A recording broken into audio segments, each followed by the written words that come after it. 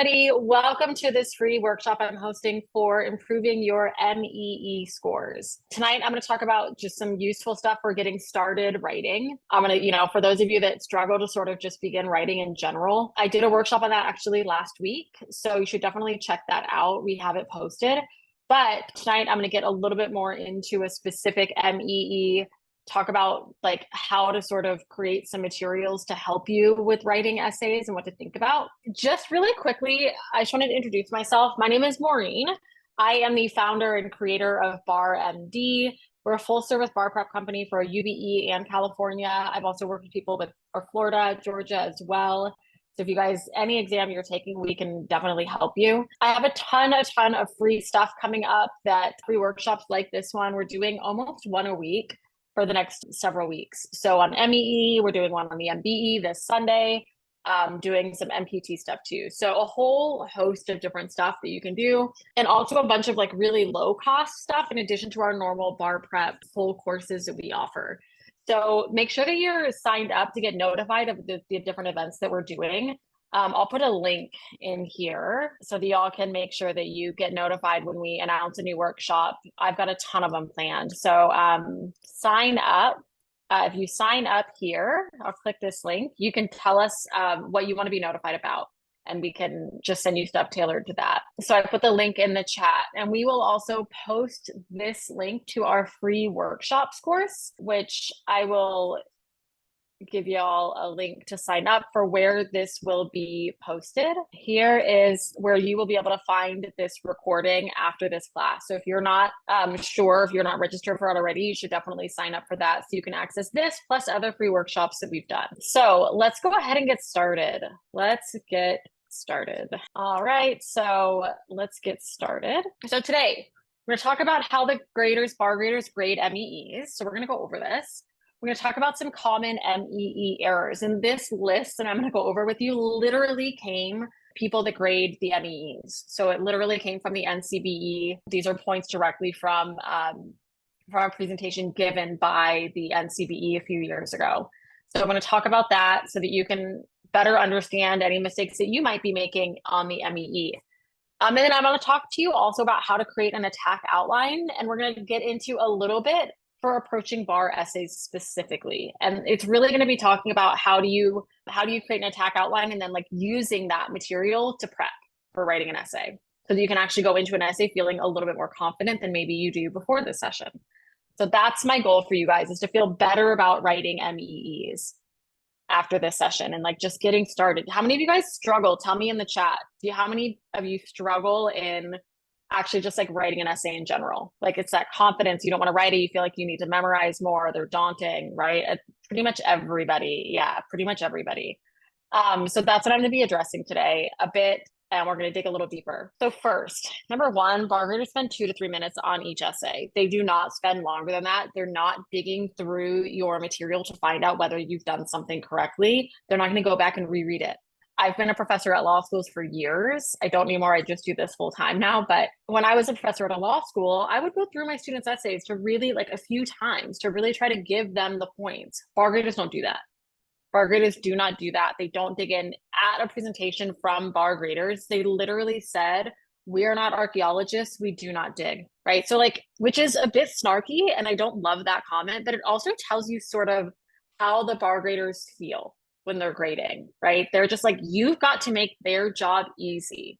And you do that through organization and getting right to the exact issues that they're looking for. So through precision and organization, it's really those two things that you want. Bar graders look for keywords. They look for thorough analysis. They look for very thorough analysis. They do not look twice. So you have got to make everything explicit for them. Got to make it just really easy for those bar graders to give you all the points that you deserve. So make it easy for them. That's how they grade. Quickly, like not digging, and maybe not in the best mood. So think about like someone that's not in the best mood.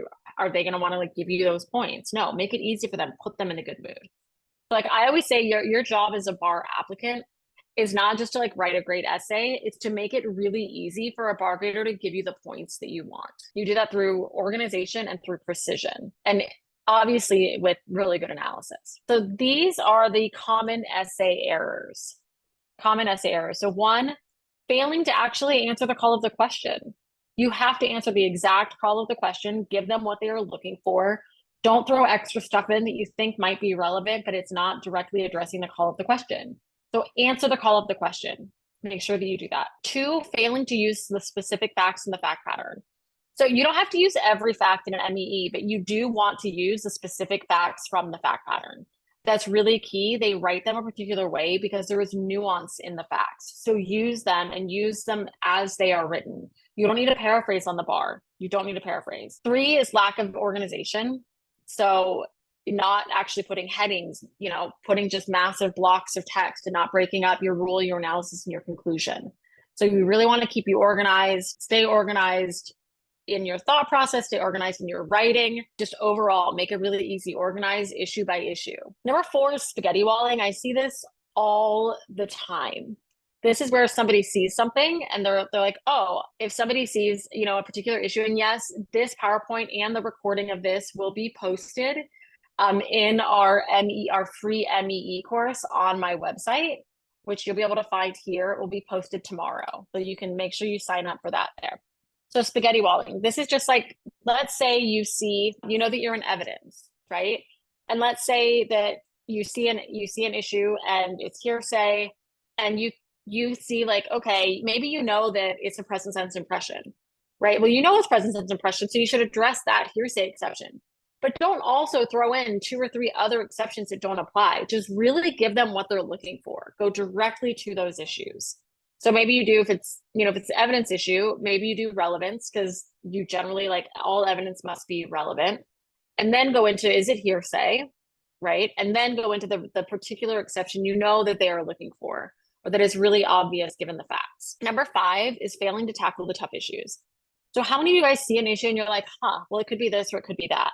And you kind of go back and forth and back and forth. Does that happen to you all? It happens to everybody. Yeah, it happens to everybody. So, or you see something, you're like, I don't know, or I don't know this rule. Like they're asking me a question and you're like, I have no idea, right? How many of you guys have seen an issue, and how many of you have seen an issue and you're like, yeah, I don't know that rule, and then you don't do anything about it? Has that happened to any of you? Tell me in the chat. It happened at least a few times, at least on your practice essays. Hopefully it doesn't happen on the bar, but you need to know what to do in that situation. Like, how do you actually make up a rule? That is something I do close to the end of bar prep. We're in the beginning, so I'm not going to talk about that.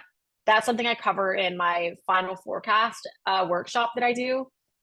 We practice making up rules and what to do. Number 6 is poor writing. And I don't just mean like typos. Typos are fine. I mean like where it's so difficult to understand because it's A, like not organized well. B, there's so many typos that I actually can't figure out what you're trying to say. C, huge blocks of text, no heading, stuff like that. So just stay organized. When in doubt, like do a new paragraph. I think number 7 is probably the biggest error that people make. People often just restate portions of the fact pattern. They'll say, maybe it'll be negligence. And it'll be, yeah, the person was negligent because they were texting while driving. So, and the fact pattern tells you they were texting while driving. Well, what's negligent about that? You have to be a lot more specific. So you don't just want to restate facts. You need to state the fact and explain why it's significant. What is significant about that particular fact? 8 goes kind of hand in hand. It's failing to show your work. Essentially not using the word because. It's always this because that. So literally every single sentence of analysis should have the word because in it. And if you don't, like, you guys should do a search when you write an essay. Do a search for the word because. That's awesome. So failing to show your work, like really you need to have the word because in your work everywhere, all over your analysis. Somebody just stopped in just to send me a note saying that they joined my PT course for the February bar and that raised their written score by 33.7 points. Wow. So they got a 294 on the MEE or on the UB, on the exam. That's crazy. That's a high score. So that's a nice little note. Thank you. 9, failing to set forth assumptions. So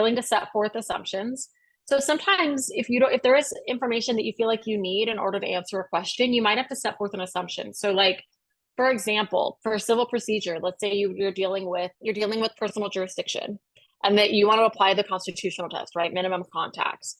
In order for a jurisdiction to apply the constitutional test, there must be a long arm statute authorizing that use. So, but maybe the fact pattern doesn't tell you if you have a long arm statute. If that's the case, you need to set forth the assumption saying, assuming the jurisdiction has a long arm statute, then we would apply the constitutional test. Does that make sense? So where there is information that you need, but it's kind of easy stuff like that, then just set forth an assumption so I know what you're doing, right? Let's say there's a jurisdictional split, right? Let's say there's a jurisdictional split, like for example, with negligence, right? We have Andrews and we have Cardozo. Cardozo is the majority, right? Cardozo is the majority. And let's say you actually under Cardozo don't think a duty is owed to the plaintiff, then you would say, assuming we're in an Andrews jurisdiction where a duty is owed to everybody, right? Set forth an assumption so that you can continue on with the analysis. Number 10 is huge. And I actually think this comes down to practice more so than on the bar. On the bar, it's really like, if you don't know what an issue is, you don't know what a rule, you have no idea, you need to know what to do in that situation. But I think number 10 is really much more about in practice. You're like, I don't know how to write an essay. I don't know how to do this. I don't know how to do that. There's lots of different things people don't know, but you have to try. You know, even if you feel like you don't know enough, even if you feel like you don't know enough to answer something, you've got to try and practice. Do not just write practice essays, open note and untimed, where you're just looking at the rule and typing it in. That basically does nothing for your memorization. And I don't want people doing that because it doesn't help. And then 11, I don't see this very much, but just be professional in your writing. Like if you're going to write 2 TO, write 2, not the number 2. Like I've seen people do that. So don't be silly, just be professional. All right. So this is my list of like very common essay errors. Don't do these things. Don't avoid writing practice essays. How many of you guys came to my workshop that I did a week ago where I talked about like basically retaking the exam and like how to start writing when you don't know where to start? So one of the things, good, some of you did come. One of the things, and if you didn't come, it's in my pre-bar exam strategies course. So I will let you know where that is posted. I'll put a link to it in the chat. There's a link if you want to sign up for that. It's in bar exam strategies. That's free. You can just register for that and see the recording. I also gave out a study schedule in that session too. One of the things I want to talk about is creating attack outlines. So what is an attack outline? Attack outline is basically just a template for if you got a particular issue on the bar, how would you organize it? And this is really geared towards the essays. So you want to start with a good resource. So you might have outlines that you have made. You might have books that you have bought. Like today, we just released my new MEE book, which I think is obviously a really great resource. I'm going to show it to you guys for prepping for the MEE. So this is it. It is a book of templates for how to address any issue on the bar, how to write analysis. I give you formulas for writing analysis. This shows you what I have done to create this book, to write this, is I went through every past MEE and I pulled every rule and every issue and I've made notes for the issues throughout the book. There's footnotes as well. So every subject is in here. So like, for example, and we also will, if you guys are interested, if you want to see a sample of this book, tomorrow with this email, we're going to send out a link so that you can download a free sample and you'll get the entire secure transactions chapter of this book. There's not assignments in this, but I do give a study schedule in the book. So there's absolutely a study schedule in here. And I'm going to give you a little part of this tonight to use. So, but like, for example, this book, let's see, like one thing I show you here is, so I talk about intentional torts. So I give you a little overview, but there's assault, and I show you how to really break it down. If you were going to go all in, if you had like a full assault essay, I want to show you how to do that. So I give you the rules, like what does each element mean? There is this fill in the blank analysis. So I give you the rule, then it's here, the defendant's conduct, and you just pick between the two, was or was not a substantial factor causing the plaintiff's apprehension because, and you insert the relevant facts from the fact pattern. So it really shows you how do you actually analyze any issue. There's also these footnotes. So I show you here for assault, how to break it down if you were going to break down assault into its various elements. But you don't really have time to do that on the bar. So this is how you do it really quickly, is you follow this structure. And you'll see here, like here's the rule. Here's a simple rule for assault. And then you have a paragraph on each element. on each element. Lawrence, send us an email because we can switch you over. Because did you take send us an email, Lawrence, and we'll help you out. So all of the issues are in here. It's broken down. There's tons of little tips. There's also stuff like this where there are like grayed out rules, for example.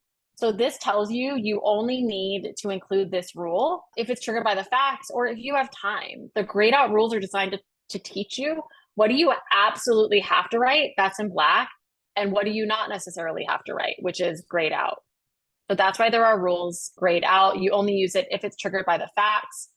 This book is specifically for the UBE. This is the ME edition, and it's $149.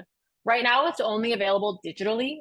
You can't print it, but we are going to be printing copies, but I just don't know when that is happening. So it's just digital right now. But yeah, it's $149, and it's literally every issue. It's very comprehensive. And the way that I would use it is you use it to create attack outlines, then you write essays, and then you write the essay and you can come back to the book and look, did you organize it the same way? Did you analyze everything that we analyzed? So that's how I would use this book. All right, so I have a tiny little excerpt for y'all from Strict Liability. So let me go back and let me give you all the link too if you want to check it out. Here's the link if you're interested in the book. So let's talk about creating attack outlines. So start with a good resource. So like my essay book, for example, for the UBE. Then you're just going to jot down, you're going to pull from that your headings and your subheadings, and you're going to pull the buzzwords from the rules. And we're not pulling every tiny little rule. We're getting to the main points. We're not going to get every tiny little thing. So that's really important, is that we're really not trying to just address every tiny little thing possible. We're just like getting big picture. What are all the things that I need to know? So for example, let's say you have subject matter jurisdiction, right? My headings from the book, and this is from my book, would be subject matter jurisdiction. And I'm going to make a note. So you can have subject matter jurisdiction through either diversity or federal question. I'll show you guys in a minute. We're going to do this together. We're going to actually create it together in a minute. So I pulled out my headings. So SMJ, which is either through federal question or diversity. And then what are the buzzwords? What would I say? What would I write for a rule? There is a federal question when the issue arises from the Constitution, the federal statutes, or a treaty. So any of those issues, right? So if it's a constitutional issue, if it's from a federal statute, or if there is a treaty. Usually on the bar, there's not federal questions. So it's something that we kind of raise and dismiss. But if you're running out of time, you don't necessarily have to include it. Then we have diversity jurisdiction. This is usually what is at issue. So there is diversity jurisdiction for SMJ when there is complete diversity and the amount in controversy exceeds $75,000, right? Does this look familiar to everybody? Pretty straightforward. So now I'm going to give y'all we're going to talk about torts a little bit. So I'm going to give you all the strict liability section from my essay book. So I just dropped it in the chat. We're going to open up a Word doc. All right. So can you guys get that PDF that I dropped in the chat? Can everybody access that? Okay, cool. All right. So I want you guys to take a couple of minutes, and I want you to, so you guys should be able to see there's a blank Word doc and there's also this outline. There's a little bit written up above the top, but we're going to focus on the actual template. So abnormally dangerous activity. So we want to pull out the headings and the subheadings. And then we want to identify, well, what are the buzzwords from the rule? What are the things that we have to prove? So I'll highlight my headings, abnormally dangerous activity, then subheading abnormally dangerous, substantial risk of significant harm despite the exercise of reasonable care, matter of common usage. So I would figure out, is it abnormally dangerous? Does the harm result from the abnormally dangerous propensity? And then causation. And then under causation, we have actual cause, proximate cause, and then we also have damages.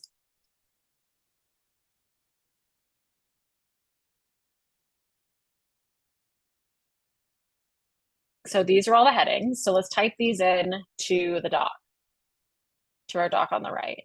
Okay, so abnormally dangerous activity. So abnormally dangerous.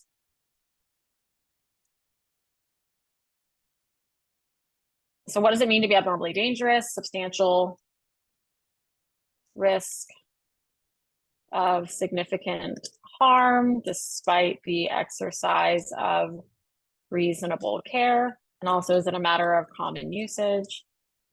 And then does the harm result from abnormally, and I said normally dangerous propensity.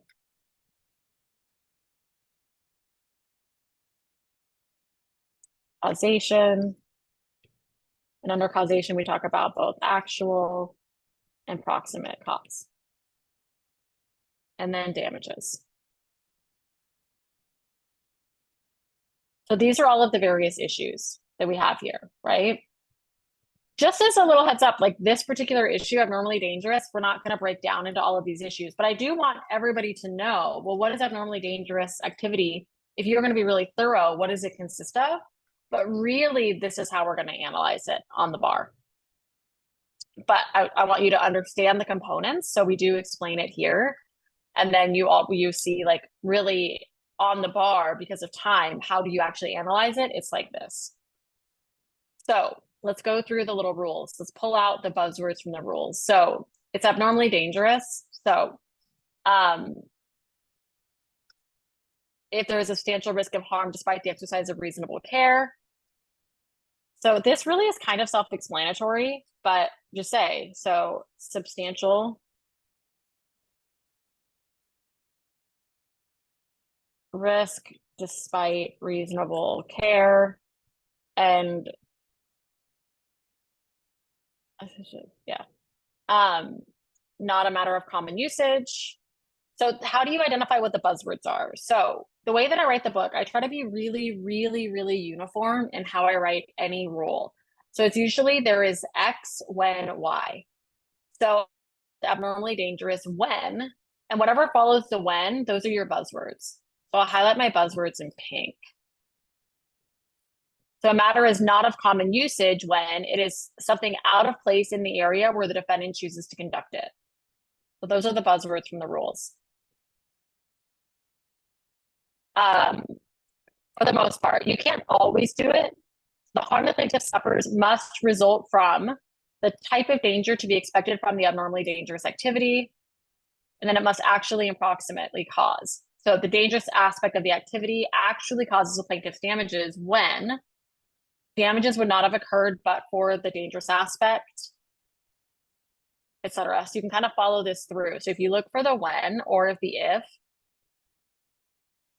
so here, these are the buzzwords from the rule. And you will see when we write essays, when you actually go to write an essay, actually first, let me just have you all take a minute and create this attack outline for yourself. So write out what are the buzzwords under each of the appropriate headings from what I dropped into the chat. I'll give you all, I don't know, 5-7 minutes. Jess, yeah, I do. And if you want to talk about it, let me know. One thing that if anybody is, we will chat with anybody and do like a free discussion if you've taken the bar before, or if you haven't, to help you strategize for the upcoming bar. You can sign up for one of those sessions with me or a member of my team. I'll put the link in the chat. But somebody asked me if I think that 6 weeks off work is reasonable. Yeah, I think that's totally reasonable. But we should also talk about like what to do when you are working. And I suggest you do an attack outline. Yeah, you can still make an appointment. That's totally fine, Jess. And if you've done the free writing diagnosis, it usually takes us like 3 or 4 days to turn those around. Right now, it's a little bit crazy. So it might take a tiny bit longer, but if you haven't gotten feedback yet, send us an email and I'll make sure. Yeah, this book is definitely enough to prep for the ME. Absolutely, it is.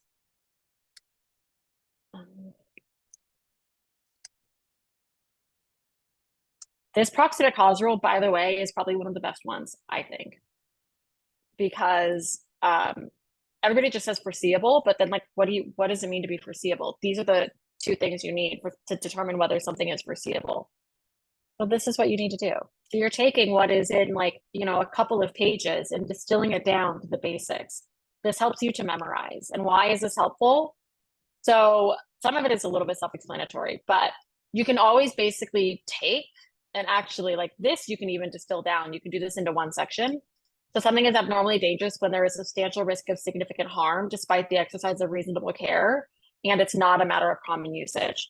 So for example, the way that you take the buzzwords in the heading, so you don't need to memorize full rule sentences. You absolutely do not need to memorize full rule sentences, and doing so is incredibly difficult and will like be frustrating, and I don't suggest it ever for anybody.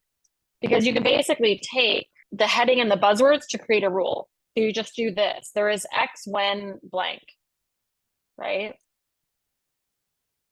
So, and it basically turns into, oops, heading, right? There is or is not heading. I don't know. It's just heading when buzzwords is how you write a rule. Almost all rules can be written this way. So this is why I talk about creating attack outlines, is because, and you want to do it for the essays, is because of this. So like here, if we take not a matter of common usage, I'll say something is not a matter of common usage, right? When it is out of place in the area where the defendant chooses to conduct it. That's all you need to do.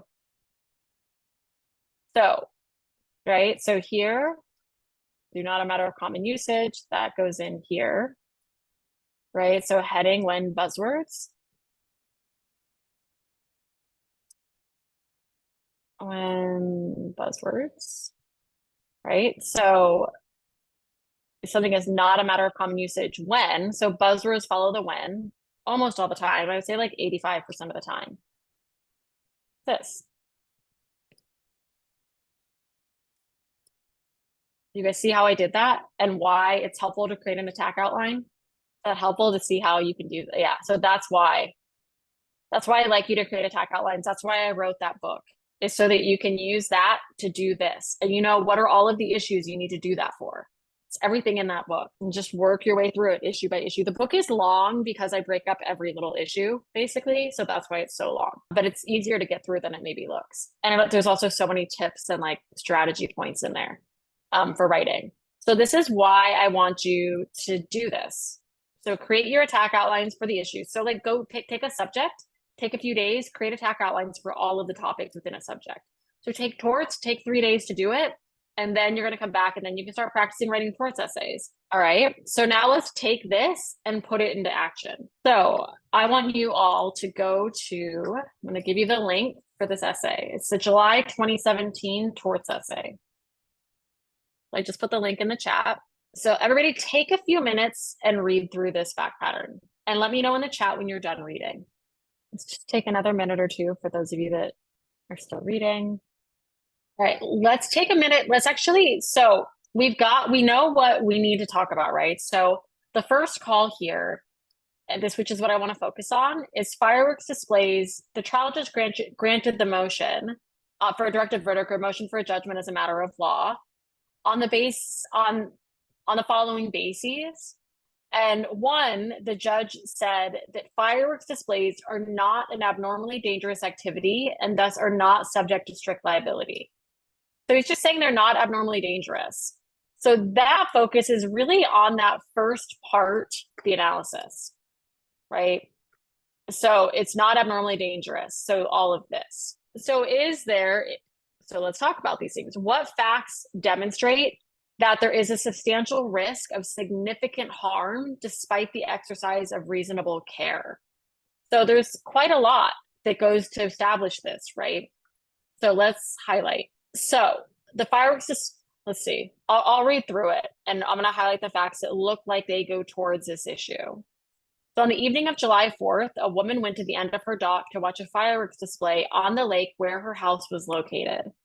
The woman's husband remained inside the house.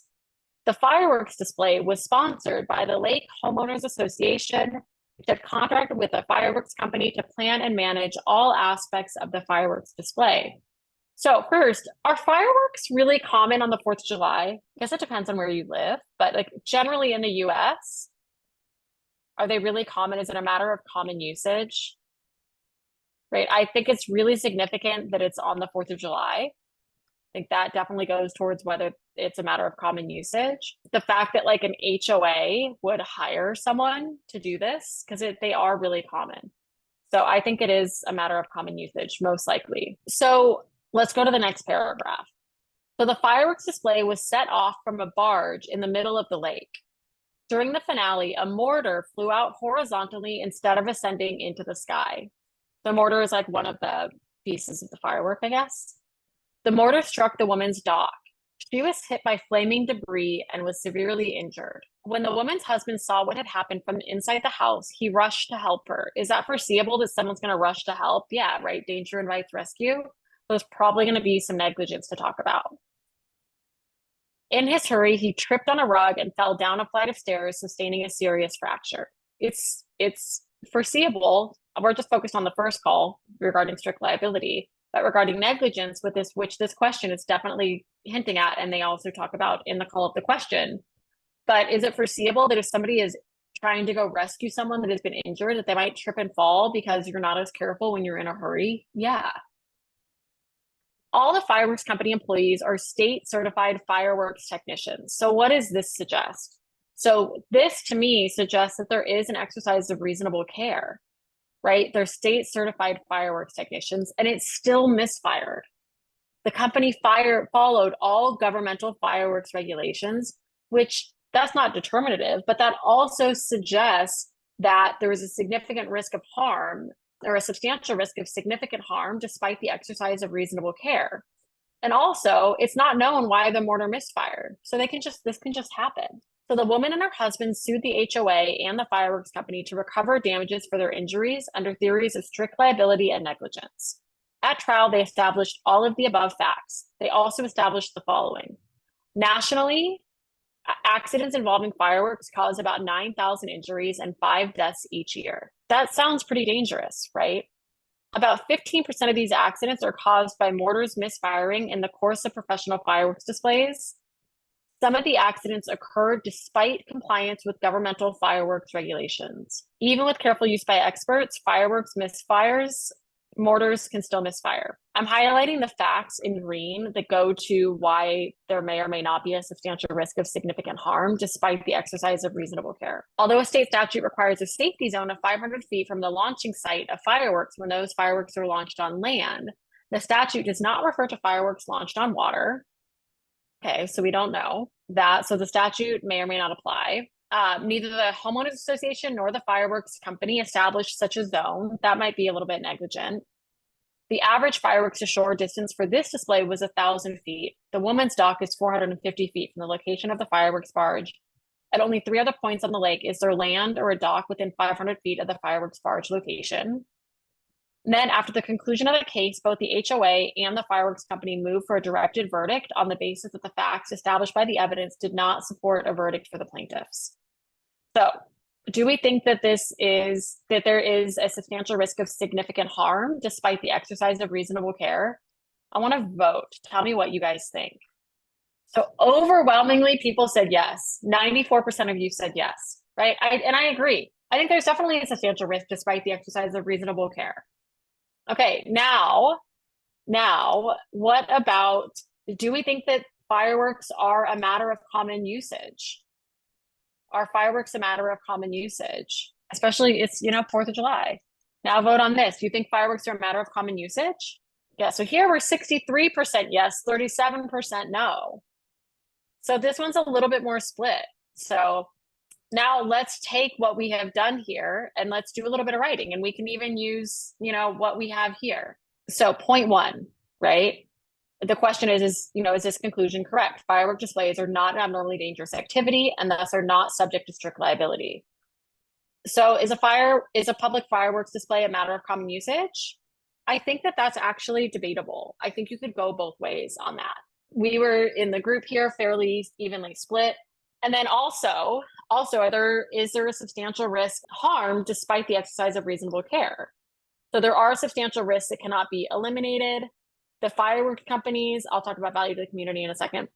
All the fireworks company employees are state certified fireworks technicians. The company followed all governmental fireworks regulations. Accidents involving fireworks cause about 9,000 injuries and 5 deaths a year. about 15% are caused by mortars misfiring, and some occur despite compliance with regulation. And then a mortar misfired, it's not known it's not known why it misfired. So even with careful use by experts, fireworks mortars can still misfire. So somebody asked, aren't explosive always considered abnormally dangerous? Generally speaking, yeah, but they want you to have this discussion. So I would say explosive, it's always a substantial risk of harm despite the exercise of reasonable care, but is it a matter of common usage? And so that's where we look at how common is it in the community? What is the value that is given to the community through this? And I would say, an argument that can be made here about a significant risk of harm is that there's 9,000. So we think about fireworks displays, right? And here it's on the 4th of July where fireworks are really, really, really common.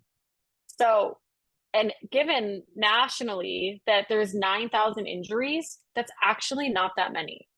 And 5 deaths, that's actually not that many considering how frequently fireworks are used. And out of all of these injuries and deaths, 15% are caused by mortars misfiring. So really, is there a substantial risk of significant harm? I think that you can use these facts both ways, right? 9,000 injuries is a lot, but out of how many people in the whole country, right? This is national. So I think you can really use these numbers and kind of go make an argument both ways.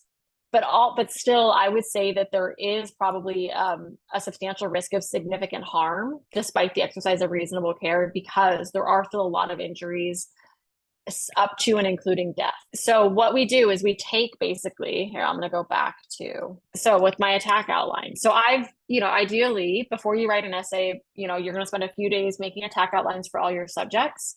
And then you're going to go in and you're going to write it. I'm going to clean this up a little bit. So let's just practice writing, doing my headings, doing my rules, and writing my analysis. So this one you don't really need to write in the rules so much, but let's break this down a little bit. Let's talk about this. So here it's got to be a substantial risk of significant harm. So I want to talk about that. It's got to be a substantial risk. The harm, it has to be a risk of significant harm, and it has to be despite the exercise of reasonable care. So I really want to talk about 3 things. 1, that there is a substantial risk. 2, that risk is of a significant harm, and that it is still present despite the exercise of reasonable care. So there's sort of 3 things that I want to write about. So I would say here, there is a substantial risk of significant harm because, let me actually have the fact pattern back up here. Facts that I highlighted. There's substantial risk of significant harm because nationally, and this is where I'm just going to copy in the facts from the fact pattern. So after I've made my conclusion here, you always say here, there is or is not, buzzwords, right? There is or is not a substantial risk of significant harm because nationally, accidents involving fireworks cause about 9,000 injuries and 5 deaths each year. And 15% of those are caused by mortars misfiring in the course of professional fireworks displays. The risk of harm being significant is substantial, kind of the same thing, because, or the risk is of substantial harm because the injury can actually kill someone and does do so for about 5 people each year. And the risk exists despite the exercise of reasonable care. Because why? The injuries can occur even when fireworks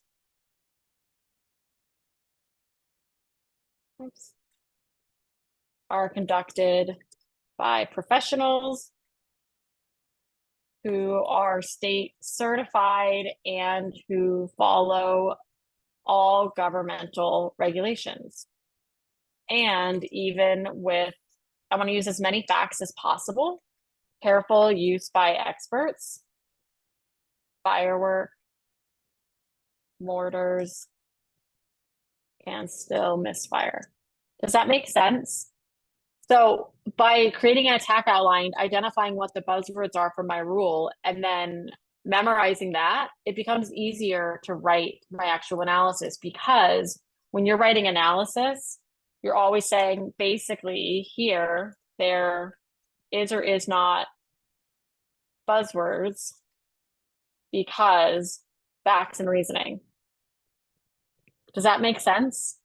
Did you guys follow how I did that? Let me know in the chat. Did you guys follow that? So just to reiterate, so we create the attack outline. When we do the attack outline, we're identifying the headings and the buzzwords. I'll talk about that, Eniola. The headings and the buzzwords. And we want to memorize that, because that's what we're going to incorporate into our analysis. So I create my attack outlines. Then I go and I do the essay, and I'm going to go into like step by step, really writing a whole essay when I do another workshop, I think in a week or so. And also we have a whole class on this too, just throwing that out there. But here, I just really wanted to show, like, why do you create an attack outline? It's because you're actually going to use it to actually write an essay. Put in my headings, and then after I've basically gone through and identified what facts do I use for each issue, which is what I was doing when I was highlighting here, and I put the facts in over here, I'm then going to write the analysis. So essentially, let me go back to essentially writing in your rules is before you write the entire analysis, then you actually write the rules. So let me just go back. I'm kind of skipping around a little bit. So let me get back to being linear. Let's just take this. This is a little bit easier of a rule. The harm must result from the abnormally dangerous propensity. Actually, no, let me see. Let me just stick with this one. So let's start this over. I'm going to do this again. Okay, so I'm going to delete that extra stuff. So if I was just starting at this essay from the beginning, right? So I'd read the call of the question, then I read through the fact pattern, which you did. Then I would identify what my issues are, and I'm going to elaborate. I know that I'm dealing with abnormally dangerous activity. I'm going to type in what my headings are.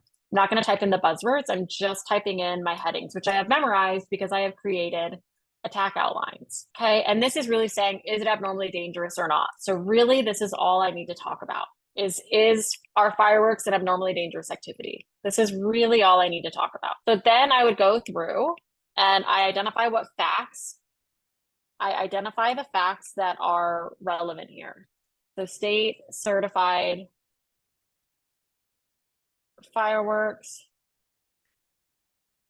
technicians. Let me make it so I can see all of the facts. Set off the fireworks. The company followed all governmental fireworks regulations. Nationally, accidents involving fireworks cause about 9,000 and 5 deaths each year. About 15% these accidents occur despite compliance with governmental fireworks regulations, even with careful use by experts. Fireworks, mortars can still misfire. So I put in all of my facts that I'm going to use. So not a matter of common usage. So it's July 4th. But that's really it. I think that's really the big fact for it not being a matter of common usage. And you can also bring in a little bit of outside knowledge. I would just say fireworks are common across the country on the 4th of July. Yeah, even for like regular people, which I didn't know that. I grew up in California, did not know that until I traveled a little bit outside the state. All right, so I put in my facts from the fact pattern, which we identified. And then after I put in my facts, that's when I would go in and write the rules. So then, I'm going to write my rules. Let me do this. an activity. So how do I write my rules? I take my heading and then my buzzwords. Like abnormally dangerous, it's these two things: substantial risk of significant harm, not a matter of common usage. So an activity is abnormally dangerous when there is a substantial risk of significant harm despite the exercise of reasonable care, and when it is not a matter of common usage. And you could even, if you didn't have time, let's say you're someone that always runs out of time, you don't even have to really break it down into these sub-issues. As long as you know that those are the two sub-issues, then I think it's okay. So then I've got my facts in here, and I would do 2 separate paragraphs. I'm just going to break it up for teaching purposes though. So I would write my rule there, which is kind of just restating the heading in this case. There must be a substantial risk of significant harm despite the exercise of reasonable care. And then I'm going to take what I wrote for my facts and I'm going to incorporate, and I'm going to turn that into my analysis like I did earlier. So, which is here. So here, there is a substantial risk of significant harm because fact, the risk of harm is substantial of harm because, why? Because the injury can actually kill someone and does so for about 5 people each year. It exists despite the exercise of reasonable care, because they occur even when fireworks displays are conducted by professionals who are certified and who follow all governmental regulations. And even with careful use by experts, fireworks mortars can still misfire. And then also, not a matter of common usage. So, do you guys remember the rule? Something is not a matter of common usage when it, let's see, is out of place in the area where the defendant chooses to conduct it. And I would say here, the fireworks display was done on July 4th. Fireworks display, and I'm going to say is not out of place in the area where it was done because it was done on July 4th and fireworks are common across the country on the 4th of July. Thus, it is a matter of common usage. And then we need to actually answer the call of the question, remember? That's it. That's what I wanted to show you is like, what do? You start with an attack outline, you memorize the buzzwords from the rules, you go through that, do that for all the issues, then you start doing practice. You start doing practice, and that way you can practice recalling the rules, and then you can take that in order to answer the question and to answer it thoroughly. So a couple of things I also wanted to mention. One, I have a bunch of workshops coming up, so definitely sign up for these free workshops. I'm doing an MBE workshop on Sunday. I also have, so I'm doing a sample, I'm going to give some like tips for the MBE. And then I also am doing a MBE course. I'm also doing an MBE course that is going to be $10. That I'm really, really excited about. That's really designed to like dig into MBEs, give you some MBE tips, and it's $10. We're going to go through 10 questions. So I just wanted to throw that out there.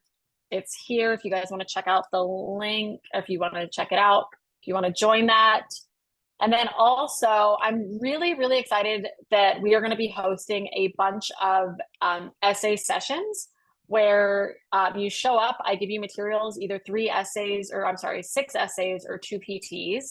If you're taking California, you get 3. And I will give you the materials, and then you stay on, you write those essays live, and then I will go over them live. I'll walk you through them, talk about the issues that you needed to address. They're $25 each. We're doing 7 of them. The first one is on June 2nd.